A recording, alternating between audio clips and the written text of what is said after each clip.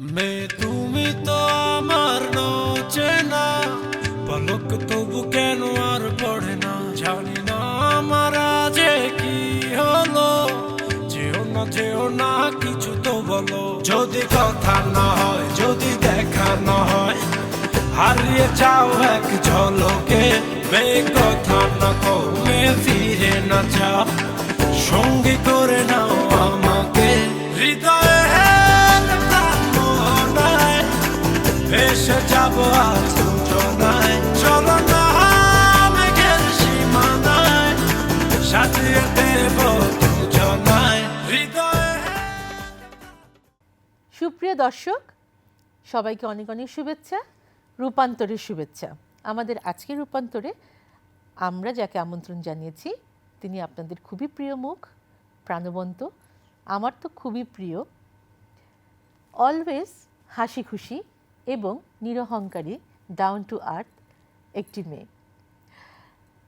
তার সাথে আজকে আমরা সময় কাটাবো, তার কাছে আমরা শুনবো অনেক কথা। কি কি সে করে, তিনি একজন লাক্স তারকা।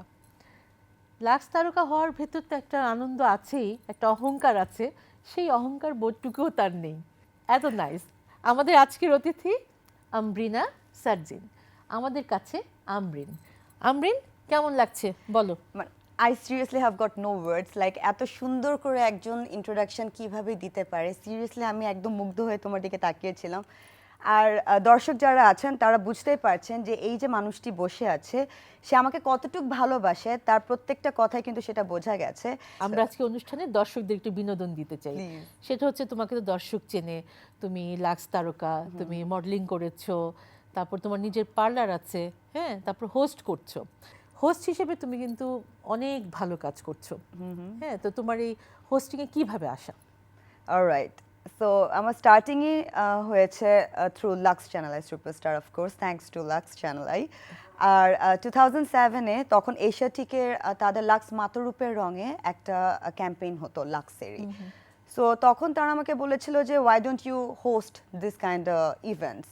তাই বললাম আচ্ছা ঠিক আছে, যদিও আমার মনে হচ্ছিল যে আমাকে দিয়ে হবে না, বিকজ কোথাও না কোথাও আমি কিন্তু ক্যামেরা সাই ছিলাম, আর কিভাবে প্রপারলি কথা বলতে হয় সেটা আমার জানা ছিল না। সো এশিয়াটিকের দুজন ভাই ছিলেন, সাইম ভাই এবং মাসুম ভাই, তাদের হাত ধরেই বেসিক্যালি আমার হোস্টিংয়ে আসা। আর কোথাও না কোথাও আমার মনে হয়েছে যে আই লাভ টকিং, আমার মানুষকে জানতে খুব ভালো লাগে, আমার মানুষের সাথে ইন্টারাক্ট করতে খুব ভালো লাগে।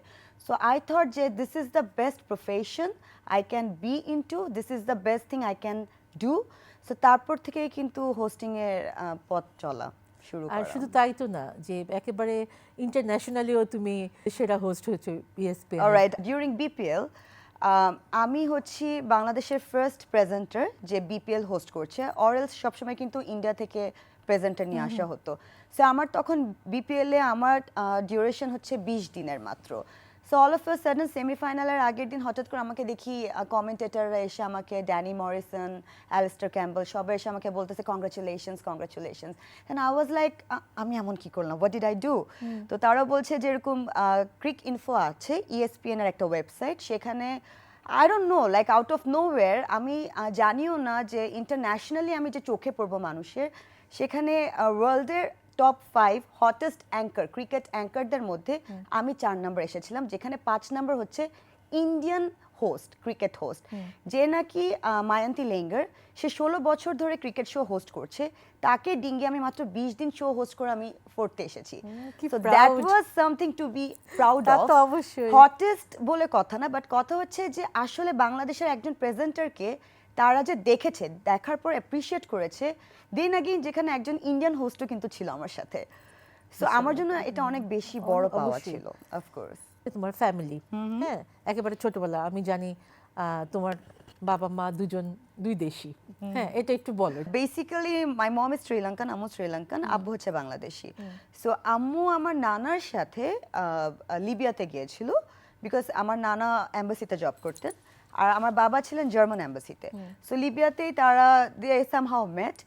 তো দেখা হওয়া, তারপরে প্রেমে পড়ে যাওয়া, এবং আমরা সবসময় জিজ্ঞেস করতাম যে তোমাদের যে প্রেমের ভাষাটা কি ভাষা ছিল, তখন তারা হিন্দিতে কথা বলতো আর কি, বিকজ আম্মু বাংলা পারে না, আব্বু শ্রীলঙ্কান ভাষা পারে না। সো এইভাবে দে মেট। তারপর ওখানে আমি আমার ভাই হলাম, তারপর বাংলাদেশে আসলাম, এই তো। বাট তারপর দ্যাট ওয়াজ তুমি রিয়েলি তার আরেকটা কাজ করেছো ইন্ডিয়ান তারকা জ্যাকলিন ফার্নান্দেজের সাথে, সেটা অভিজ্ঞতাটা কেমন ছিল? So the list goes on. দুজনই তো Basically, তোমরা জ্যাকলিন থেকে শুরু জ্যাকলিন তো হয়েছিল। শ্রীলঙ্কান, হ্যাঁ। Sri Lankan, right. I still remember যে জ্যাকলিনকে আমি বলেছিলাম যে আমরা দুজন হচ্ছে খালাতো বোন।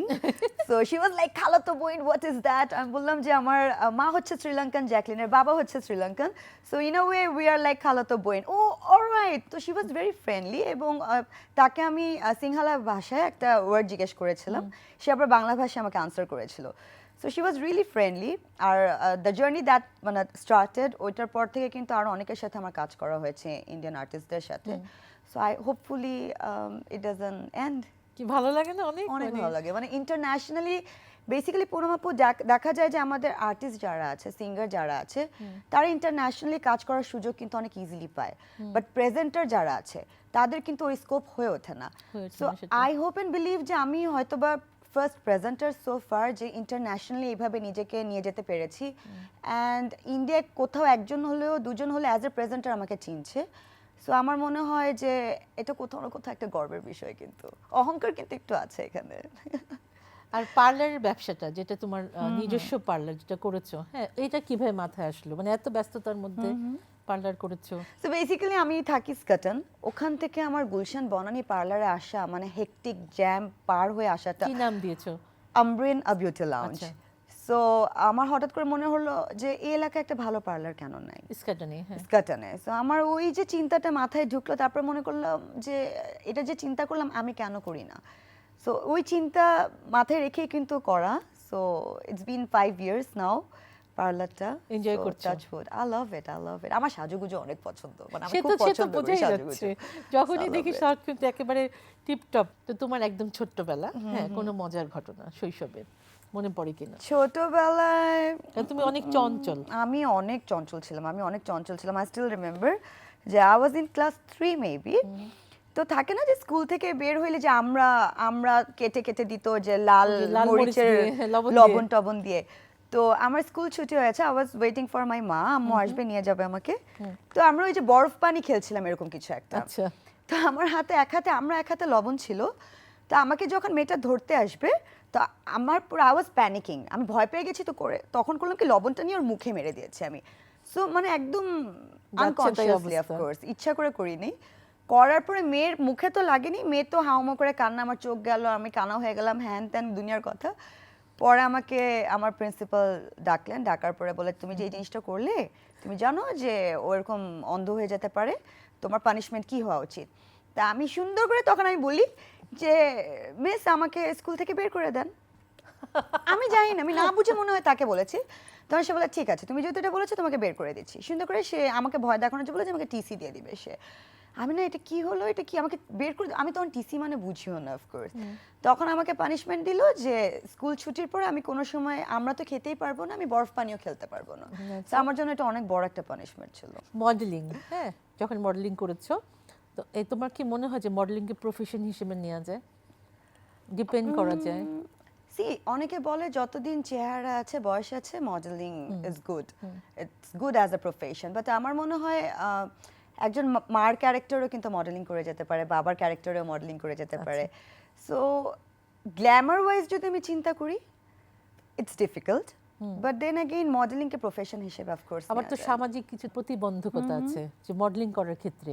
পুনমাপু, এটা আমি বলবো হয়তো বা যে মিডিয়ার মেয়ে হিসেবে আমরা যে মিডিয়াতে যারা কাজ করছি, be it modelling or hosting shows, অথবা আমরা অভিনেত্রী হই না কেন, চিত্রনায়িকা হই না কেন, সো কোথাও না কোথাও ওভারঅল আমাদেরকে বলে মিডিয়ার মেয়ে। সো আমার মনে হয় যাদের মেন্টালিটি এখনো ওরকম ব্রড মাইন্ডেড হয়নি, যারা এখনো সেরকম পুরনো দিনের মেন্টালিটি নিয়ে আছে, আগের দিনই পড়েছেন, সো তাদের জন্য হয়তো বা মনে হয় যে মিডিয়ার মেয়ে ট্যাগটা নিয়ে ঘোরে, বাট অরেলস সবাই ইজ ওপেন অ্যাবাউট ইট। একজন সাকসেসফুল হোস্ট সবসময় কোন বিষয়ে সচেতন থাকে? অলরাইট, একজন সাকসেসফুল হোস্ট আমার মনে হয় তার প্রেজেন্ট বুদ্ধি, যেটা ইনস্ট্যান্ট বুদ্ধি, যে আদৌ সে ঠিক বলছে না ভুল বলছে সেটা না, বাট সে যেটা বলছে কনফিডেন্টলি তার বলতে হবে, সো দ্যাট স্ক্রিনে যাতে ধরা না পড়ে, আর সামনে যে আছে সে যাতে একটু থতমত খায় যে, আচ্ছা আসলে কি এটা ঠিক, আমি কি জানতাম না।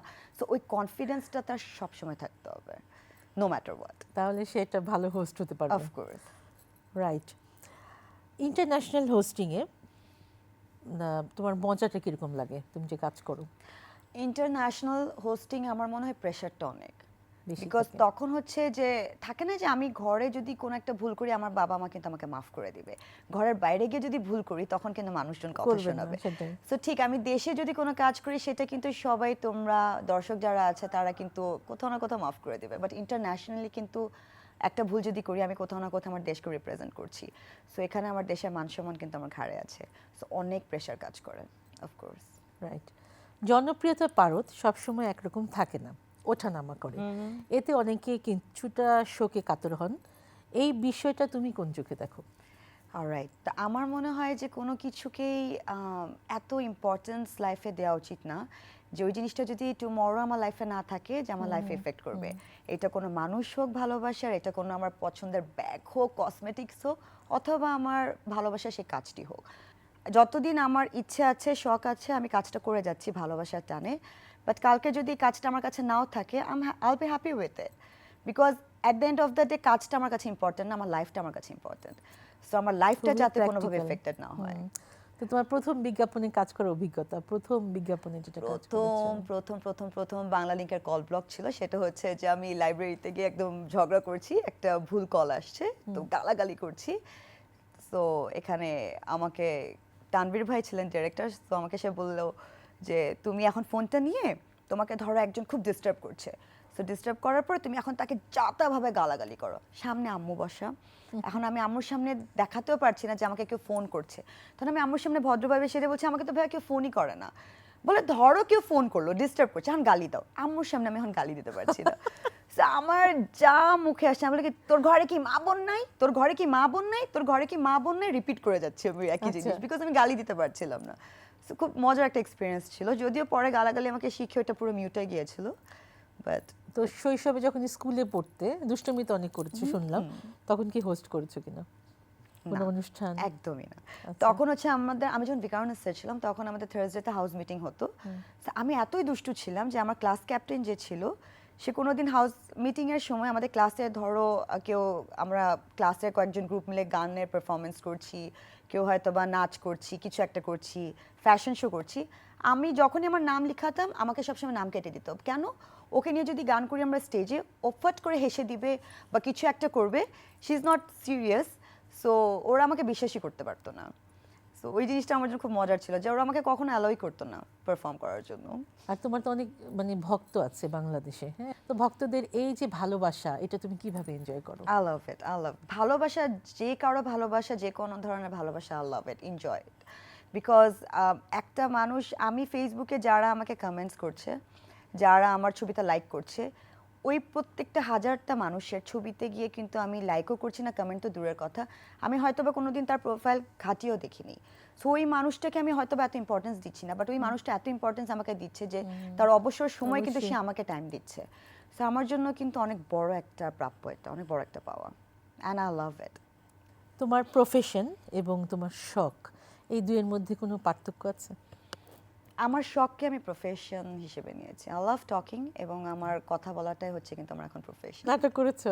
নাটক করেছি, আমার 3টে সিরিয়ালও যাচ্ছে, এটিএন বাংলায় 2টা যাচ্ছে, একটা বাংলা ভিশনে যাচ্ছে, বাট হয় কি পুনম আপু, হোস্টিং করতে করতে তখন ওই নাটকের টাইমটা ওইভাবে দেওয়া হয় না, তো Right, কোথাও না right. কোথাও একটা আলসেমি কাজ করে, বাট নাটক করা হয় মাঝে সাথে। কিন্তু হোস্টিং এ অনেক ব্যস্ত থাকো, হ্যাঁ, অনেক that's good. রকম কাজ করো তো।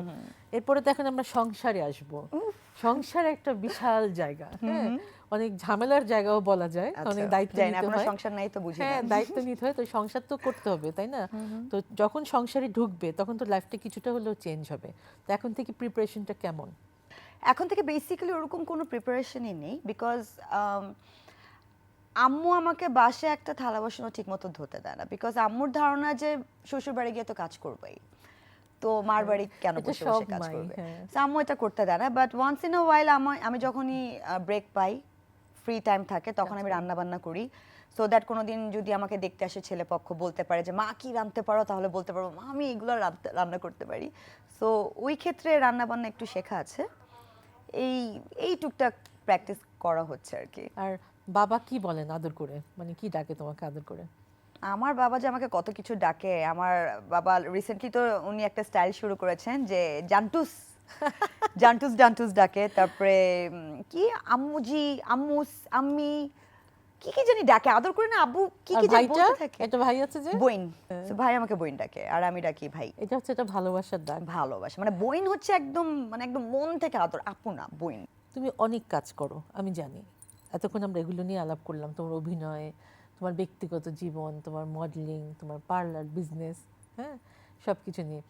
সেলিব্রিটি হিসেবে বাংলাদেশে যারা দুস্থ অসহায় তাদের জন্য তোমার সোশ্যাল মেসেজ আমাদের দর্শকদেরকে।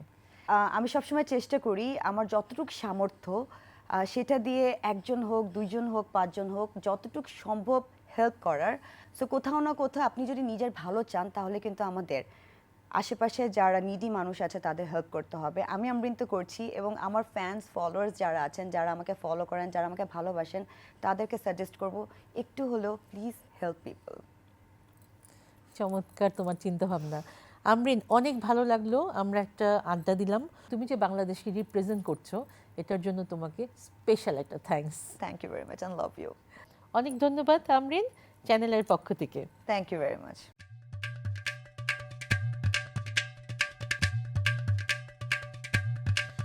মেয়ে তুমি তো আমার চেনা, পলক তবু কেন আর পড়ে না, জানি না আমার যে কি হলো, যেও না কিছু তো বলো, যদি কথা না হয়, যদি দেখা না হয়, হারিয়ে যাও এক ঝলকে, মেয়ে কথা না কমে ফিরে না যাও, সঙ্গী করে নাও আমাকে, হৃদয়ে